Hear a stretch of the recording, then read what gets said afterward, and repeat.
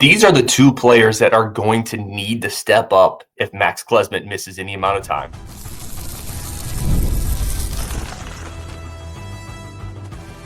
You are Locked On Badgers, your daily podcast on the Wisconsin Badgers.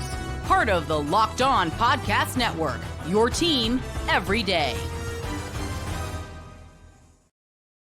What is going on, Badger fam? Welcome to Locked On Badgers. It's good to see you today. I'm your host, Ryan Herrings, part of the Locked On Podcast Network, here with you every single day to talk Badgers, to build the community. Appreciate you. Today's episode, we are talking who needs to step up if Max Klesman misses a game, a couple games, maybe even more than that. We're going to talk a few notes from the Washington game, the rewind, and then a big Badgers football injury that we got to talk about. All that today. First, let's talk Klesman. Still no full details other than here's what Greg Gard said after the game. Klesman played 5 minutes against Washington. He said, quote, "Yeah, it's just one of those things where I don't know that it's too serious, but sometimes he can't get it loose. So once he came out, it was bothering him. We just decided that was going to be it. Today we have 4 days here and it's going to get better. So, but for tonight, he couldn't get it loose early in the game." Okay. Basically no information, which is fine. That's kind of how coaches talk about injuries anyway. At least it didn't sound like he maybe re-aggravated. So he's been dealing with, for maybe people don't know this. I should probably start here. He's been dealing with a lower body injury kind of for the entirety of the year. He's tweaked it a couple times. It sounds like it was just, like Greg Gard said, he just couldn't quite get it loose, and they decided, maybe partially because you're playing Washington, they kind of decided, let's relax a little bit here. We don't need him out here in this game. Let's rest him. But maybe he can't play against Michigan State. And I would say if he's not 100%, if it's still lingering, you don't play him against Michigan State. You don't play him against Penn State or Minnesota to wrap up the season either.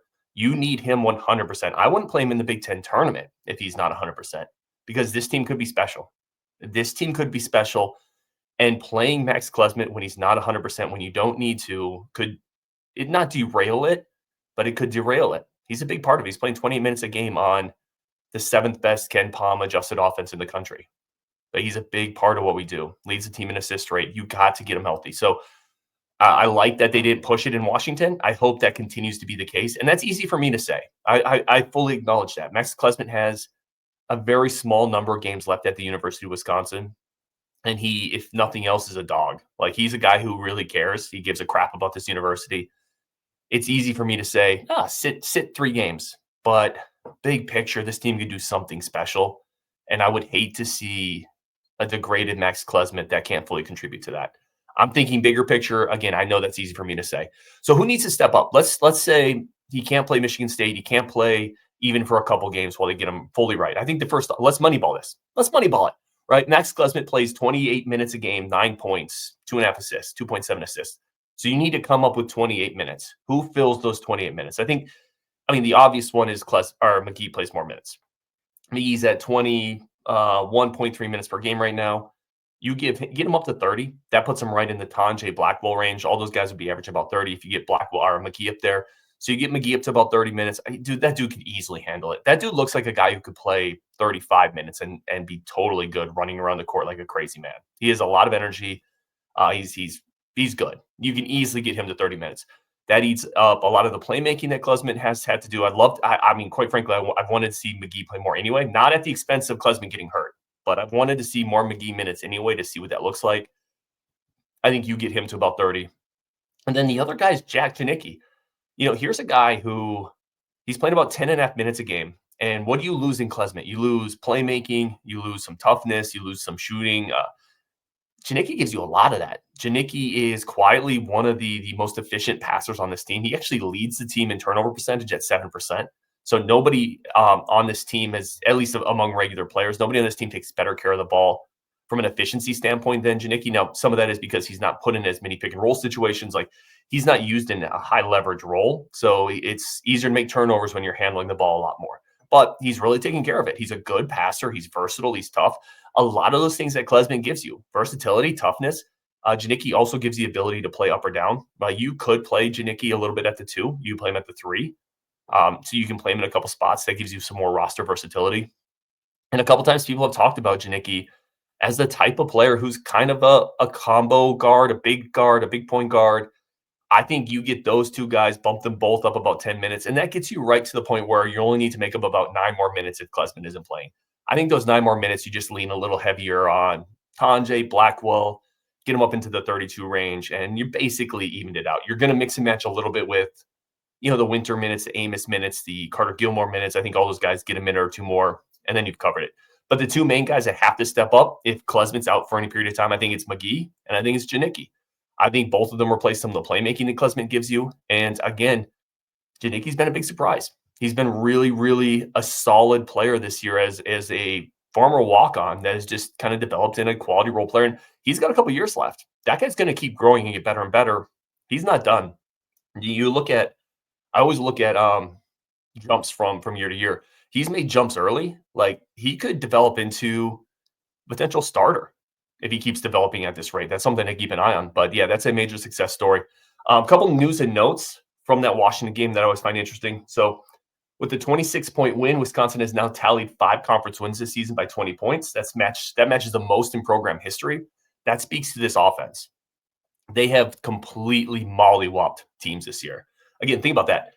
They have matched the most conference wins by 20 points this season in school history. Think of some of those 2014, 2015 teams. This team is so explosive, so explosive. When we used to play Ohio State, when we do play Ohio State on the football side, I always liken playing Ohio State to like building a dam, right? And you're building to stop the Ohio State offense. You're building a dam, and the water's coming, it's filling up, and you're patching, you're putting gum in cracks, and your emergency supplies over here, more sandbags over here, and eventually, it doesn't matter. Like, eventually the dam's going to break because they're just too damn good offensively. They're going to find a hole and they're going to punch through your dam, and then they're going to drop 25 points in 3 minutes on you. That's us. Like, offensively, that is Wisconsin basketball. Outside of a few occasions, eventually we're just too good. There's too much firepower, and we break through whatever dam you're building. It's really incredible and remarkable. Graduate student, Stephen Crowell, right? Appeared in his 100th career game in Wisconsin, becoming just the 8th Badger to reach the century mark. One of the biggest things with Stephen Crowell, and we talk about it a lot, is availability. That's a skill. A lot of people don't stay healthy. A lot of players can't keep themselves in the right type of shape to start day in and day out. Here's a 7-footer giving you 30 starts a year. It's remarkable. 100 career games for Wisconsin. The 8th Badger to hit that mark in history. John Blackwell got his first double-double, which actually surprised me. I thought he got one last year, but he pulled up 24 points, 10 rebounds. And then with 22 wins this season already equals the 15th highest win total in Wisconsin history and the 4th highest under Greg Gard. Of the 20 highest single-season win totals in Wisconsin history, how many do you think have come from Gard? Of the 20 highest single season win totals, I'll let you think about it for a second. How many do you think have come from Greg Gard? It's 7. 7 of the 20 highest Wisconsin single season win totals have come from Gard. He took over a really good program. He took over a program with a ton of history and a winning trajectory that makes it easier. But he sustained it, and statistically, he sustained it. He's been really good, and I've said that. So I think it's nice to see him starting to get some flowers, as he could be not just Big Ten Coach of the Year this year, but he's in the running for National Coach of the Year, and it's deserved. This program was expected to finish 12th in the Big Ten, and it looks like we're probably going to finish 3rd. 3rd is my guess. Well, we got to see still. I think we're going to finish 3rd. I think 4th on the low end. So, yeah, some interesting stuff there. Again, let's get into the next segment here, and I want to talk a little bit about the big takeaways from the Washington game, the biggest thing we accomplished, and dive a little bit deeper into why this offense is a juggernaut. That's coming up next on Locked On Badgers. First, a quick break for our friends of the show over at Fabric. Fabric is our new sponsor of the show. Really excited for this because, listen, I have kids. Life moves fast. And especially when you have a family, life moves very, very fast. One day you're watching your kids take their first step, and before you know it, they're off to college, which, by the way, that's heartbreaking to me. My kids aren't ready for that nonsense. That's why securing their future is so important. Fabric by Gerber Life makes it simple to get term life insurance that fits your family needs. With Fabric, you can apply for term life insurance online right from your couch. You can be covered in under 10 minutes. And in many cases, no health exam is required. Listen, I remember like when my kid my kids were born, when they came into the household. I remember hiding the Minnesota piece in their puzzle. So when he went to complete the USA puzzle, there was no Minnesota. And I told him, that's how this country works. There's nothing there. Like, there's all these little things that you've done with your kid. So all you want to do is take care of them. This is a great way to do that. Join the thousands of parents who trust Fabric to help protect their families. Apply today in just minutes at meetfabric.com/lockedoncollege. That's meetfabric.com/lockedoncollege. Policies issued by Western Southern Life Assurance Company, not available in certain states. Prices subject to underwriting and health questions. All right, let's go into the biggest takeaways from the Washington game. The first one is, and I don't want to bury the lead, they kept the double bye alive. You have to beat the bad teams on your schedule. You have to take care of these simple tasks in life. Let me put it another way. When you get up in the morning, you got to brush your teeth. You got to do the simple things. You got to do those things before you can go take the meeting, before you can go get the promotion, before you can go get the girl, before you can go get the carcass, whatever it is you're out to do that day, whether you're a hunter gatherer or whatever it is. You got to do the simple things first. The simple things are first getting yourself ready, taking care of what you need to take care of. You had to take care of Washington. You had to beat them. It was a game that had no excuses for you to lose. I said it the day before. If it was just a close game, I would have been disappointed, because there's no reason for it to be a close game if this is a real Wisconsin team. So what did they do? They proved they're a real Wisconsin team. And I don't think they needed to prove it. I think the data set was already there. The sample size was already there. But real teams rebound from bad losses, and they knock the box off a bad team. That's what they did. It keeps the double bye. I think it kind of locks it in mostly. Now, they still got to beat a couple teams on the stretch, but Maryland lost tonight to Michigan State. That helps us. Wisconsin's in a position where they can lose to Michigan State and then beat Minnesota and Penn State and get the double bye. So if they just take care of business against the bad teams down the stretch, they're going to get the double bye now, because they have the tiebreaker against Purdue. That's what this win allowed you to do. It gave you the ability to lose the Michigan State game. That's why it was so important. You had to have this game to give yourself the insurance down the stretch that you could drop a tough one on the road in the Breslin Center, because you easily could. Michigan State's really darn good. Really darn good. Great defense like that. Talk about it. We're going to do a Michigan State preview tomorrow. We got the Michigan State Locked On host coming on. He's awesome. We're going to do a preview. They have an incredible defense at times. It's going to be a battle. But Wisconsin can now lose that one. Not that I want them to, but you have the insurance. That's what this game did. Let's talk a little bit more about this offense, because that's the other thing I want to get into. When we do these rewind shows, I kind of want to talk about, looking back at it, what were my big picture things with this game? And I hit on it in the first segment a little bit, but it's that this offense is such a juggernaut. They are just capable of washing away a team for periods of time. And you look in KenPom, 7th in KenPom offensively. Here's an interesting one, but you go further, because one of my takeaways in that game was we were really playing fast, right? We were getting up and down the court. We were moving quickly. We were getting into our shots quickly, putting a lot of pressure on the opposing defense. Wisconsin this year, average time of offensive possession is 17.7 seconds. So we're getting a shot up on average 17.7 seconds. That's 191st in the country. It may not seem like a lot. Last year we were at 19 seconds, which was 336 in the country, right? So we've jumped 140 spots. And just the difference in a couple seconds, you can tell. The tempo is deliberate, it's relentless, and it sets up open shots. It's a big deal. And I thought that's what they did against Washington. They went again and again quickly, and it just Washington had no answer. The other part, here's another thing that stood out to me. I'm curious what you guys think on this, because there's a notion about Badgers basketball that I don't think is entirely accurate. There's this idea that we're not a physical team. And I think we know where that notion comes from, right? It's largely because you look at a Stephen Crowell and a Nolan Winter, and we have a propensity to get beaten up in the post a little bit against the really physical bigs. Listen, if you come into Madison with a non-physical big, you're not going to beat up our front court. In fact, our front court will dominate you if you have a non-physical big. But because occasionally we see an Illinois or a Michigan, or last year certainly a Purdue or some other opponents, we see those schools beat up on our front court a little bit. We think we're not physical. This is a physical team. That's the other thing that really stood out to me as I'm watching Blackwell power his way to the rim, 3 or 4 shots right at the rim. You look at his shot chart. John Tonje the entire year getting to the rim. Nolan Winter's a little more physical. He's wiry, but he's physical too.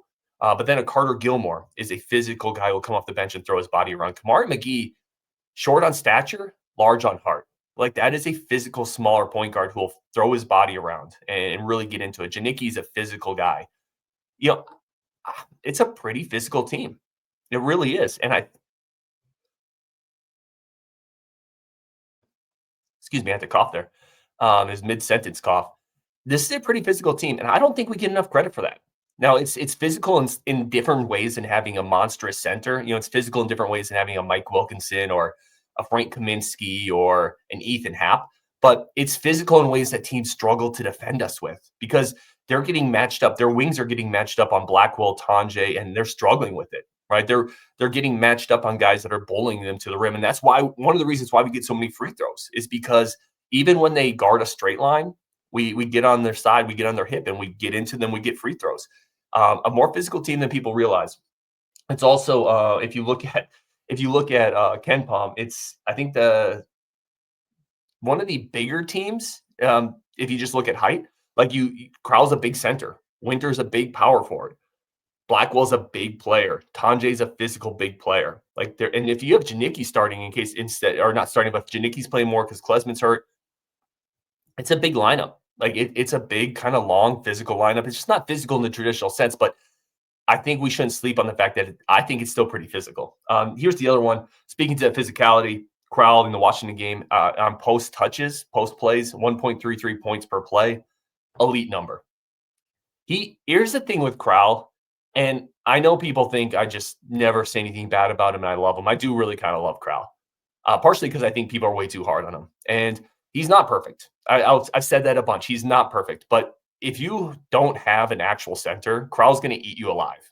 He's too fundamental. He's too patient. He's too big. He's not going to get too many stupid charging fouls. He's not going to be out of control. He's going to work his way down, and he's either going to drop step you or give you that little shake and get that little hook. You're not going to stop him. And if you double him, then he's going to kick it out to an open shooter. He's a nightmare if you don't have an actual center to defend him with. If you have an actual center to defend him with, like an actual good center, which, by the way, there's not that many of them. But if you got one of those guys, Crowell becomes much less effective. We know that. But against Washington didn't have that. Washington didn't have anybody that could really match up with them, and it forces them into scramble situations. There's going to be teams who run into March that are going to be in a similar scenario. Again, he was 1.33 points in the post per play against Washington. That's an elite number. And those are the type of numbers you get from Steven Crowell when he's not defended by an actual big. You're going to miss him next year, guys. I keep saying it. You're going to miss Steven Crowell next year. They're definitely going to have to go to the portal for that. Although it was really nice to see Greppy get into the game. That's the other thing I'd point out. The blowout allows guys like Frite to get in, Robeson to get in, Greppy to get in. Really good for those players. Minutes in the Big Ten, they need it. All three of those guys are important next year. Jack Robeson, who's a guy we haven't talked about a ton of the show. I feel like we've talked more about the free tags. Robeson's a long shooter. I think he has the ability to be a player next year. And he'll fit right into this grade guard system of shooting and spacing. Like, he is deep range. I'm really excited to see him play. He's long, deep range, competitive kid. Greppy, man, if Greppy can be a 5 to 10 minute backup five next year, that's a win for the Badgers. I think they still got to go get a starter. I think they got to get somebody to slide into that Crowell role. But can Greppy be the guy who comes in and gives you 10 minutes of physicality? And then by the next year, is it 10 to 15? And then the next year, is he maybe a starter? I think that's what you're hoping with Greppy. He's got legit size, pretty good passer for his size, but he's not the most mobile. I think he's got some work to do on the defensive end. Not the most skilled offensive player either. But if he can take a step up next year, that'd be huge for the Badgers. And then we talked about Freitag. Like, we talked about Freitag a ton. It's going to be a huge offseason for Daniel Freitag because the Badgers are losing a lot in the backcourt.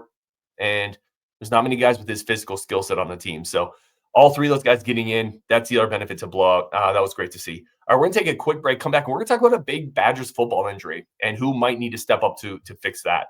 That's coming up next on Locked On Badgers. But first, a quick break for our friends of the show over at Roy. Roy is phenomenal.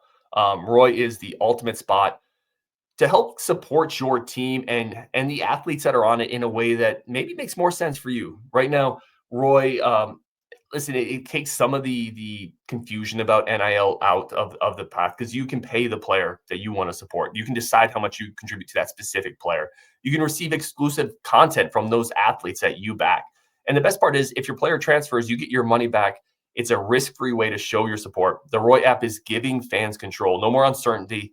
Now you can provide transparent impactful support and help shape the team in the future of college sports with your contributions. If there's a guy, that you love on the roster and you want to, it's like, we almost tip, right? If you love what Tanner Kozel is going to do next year, halfway through the year, you can contribute to Tanner on Roy. Download the Roy app today from the App Store. Start backing Wisconsin athletes the way they deserve with transparency, trust, and a real impact. This is the future of college sports. Join it now by downloading Roy and supporting your favorite player.